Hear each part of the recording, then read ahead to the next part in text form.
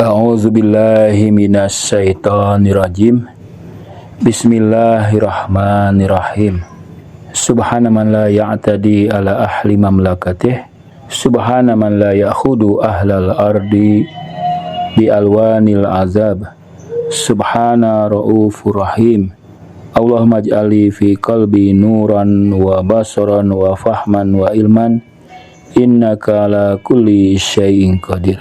Dalam kitab Misbah Syariah diriwayatkan dari Imam Ja'far As-Shadiq, ia mengatakan Rasulullah Shallallahu alaihi wa alihi wasallam bersabda, di dalam puasa terdapat kejernihan hati, kesucian anggota-anggota tubuh, kehidupan lahir dan batin, syukur terhadap pemberi kenikmatan, santunan kepada orang fakir, ketundukan, kehusuan, tangisan, tali perlindungan Allah, penyebab kehancuran hasrat, keringanan hisab, serta penggandaan kebajikan.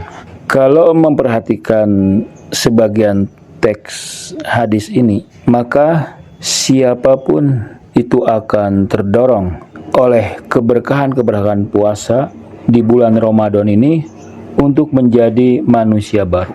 Menjadi manusia baru, yang pertama, sosok yang dia impikan menjadi seseorang yang memiliki ma'rifat tentang para guru-guru spiritual, para imam, para wali, juga ma'rifat tentang Al-Quran. Itu menjadi bagian esensi dari imannya. Dalam bahasa hikmah, ma'rifatul a'immah wal Quran dakhilatun fi qawamil iman muqawwim li haqiqatil insan. Ini definisi iman, definisi manusia menurut mazhab Ahlul Bait, yaitu mengandung pengetahuan, mengandung ilmu tentang para imam, memiliki pengetahuan tentang Al-Quran, dan itu menjadi bagian integral yang penting dari iman, dan itu juga membentuk hakikat insan.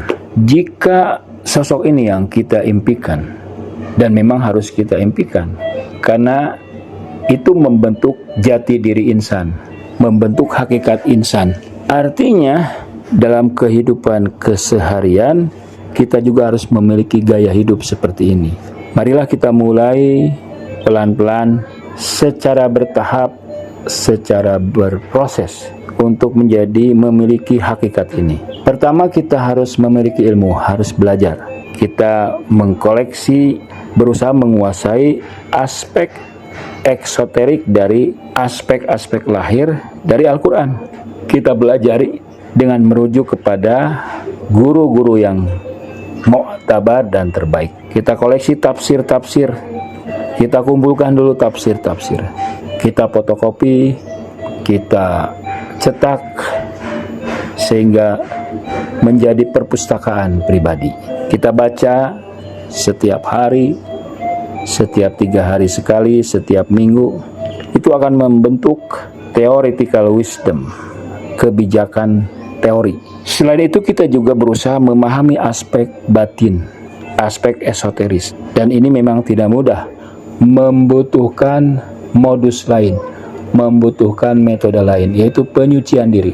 Maka setiap orang berusaha mensucikan diri semampu mungkin, kemudian mempraktekkan. Artinya bahwa hukum-hukum syariat dari Al-Quran, dari hadis-hadis para imam, itu biasanya membentuk fikih. Maka kita harus pelajari fikih itu. Kita harus berhati-hati untuk mengamalkan fikih. Fikih dalam arti di dalamnya mengandung asumsi-asumsi hikmah, akhlak. Jadi bukan fikih dalam arti rigid, sehingga kita tidak merasa leluasa, fleksibel ketika bergaul dengan masyarakat.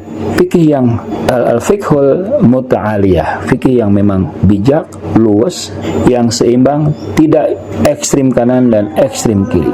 Kita berusaha menjadikan fikih itu sebagai sumber pencerahan diri, sumber ketaatan kepada hukum, dan juga sumber pencerahan terhadap masyarakat. Karena ada hal-hal yang mungkin berbeda, yang mungkin dianggap sensitif, maka kita kedepankan maslahat, tapi tentu saja dengan bimbingan ulama, dengan bimbingan guru, dengan kebijakan-kebijakan hikmah al-muta'aliyah. Yang kedua, sedikit-sedikit, pelan-pelan, secara bertahap, kita harus membentuk jamaah, membentuk komunitas dari lapisan manapun, dari anak muda, anak-anak kecil, orang tua, siapapun kita bentuk jamaah secara santai, secara bertahap. Jamaah ini kita bina. Apakah para pembinanya dari luar, atau kita mengundang orang-orang yang memiliki pengetahuan dan suluk yang lebih baik dari kita, agar terbina satu jamaah, satu kekuatan yang akan memperkokoh iman kita, memperkokoh ibadah kita, memperkokoh syariah kita. Dan rutin mengadakan pengajian, mengadakan pertemuan, mengadakan zikir yang berkualitas. Di dalam madhab Ahlul Bait, zikir-zikirnya panjang, munajatnya panjang, sehingga membentuk memori, memiliki efek ruhani, emosi yang luar biasa. Jamaah ini juga harus berkontribusi kepada masyarakat, kepada bangsa, kepada negara, kepada keluarga. Karena kalau tidak ada kontribusi, maka ikatan itu akan melemah. Setiap orang akan merasa bangga kalau komunitasnya, gerakannya memiliki kontribusi nyata terhadap masyarakat. Kontribusi inilah yang akan mengekalkan, yang akan melestarikan gerakan jamaah. Tidak hanya keilmuan, tapi juga suluk jamaahiyah. Jamaah juga layak menjelaskan prinsip-prinsipnya, menjelaskan akidahnya, menjelaskan fikihnya kepada mereka yang berbeda, dengan membangun premis-premis mustarak, premis-premis yang disepakati bersama. Ajaklah secara hikmah dan bijak. Berdebatlah wajadilhum billati hiya ahsan, dengan cara yang terbaik, bukan dengan memaksakan, bukan dengan indoktrinasi, bukan dengan melemahkan, mengabaikan, melecehkan keyakinan yang lain. Mudah-mudahan bisa bermanfaat. Wassalamualaikum warahmatullahi wabarakatuh.